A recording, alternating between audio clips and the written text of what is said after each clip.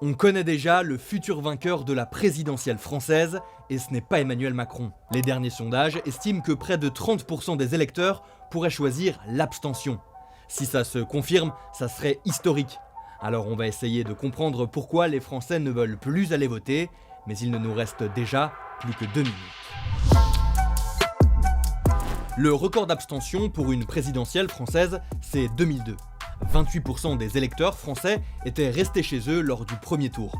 Ce record pourrait bien tomber ce dimanche. Déjà, au vu du contexte très particulier de cette élection. La crise du Covid et la guerre en Ukraine occupent une grande partie des débats. Du coup, les candidats ont mis très longtemps avant de parler de la thématique la plus importante des Français, leur pouvoir d'achat. Bon, ne pas parler des sujets qui intéressent les Français, ça ne les aide pas à aller voter, logique. Mais en plus de ça, il y a le sentiment que le résultat du match présidentiel est joué d'avance. C'est-à-dire que Emmanuel Macron, de toute façon, gagnera la prochaine élection présidentielle. C'est la certitude aujourd'hui de plus de 6 Français sur 10. Pourtant, Emmanuel Macron, annoncé vainqueur, reste impopulaire. Seulement 40% d'opinion favorable dans les dernières enquêtes. C'est quand même plus que ses deux prédécesseurs, au même stade du mandat, François Hollande et Nicolas Sarkozy. Le président candidat a aussi sa part de responsabilité dans le désintérêt des Français pour cette élection.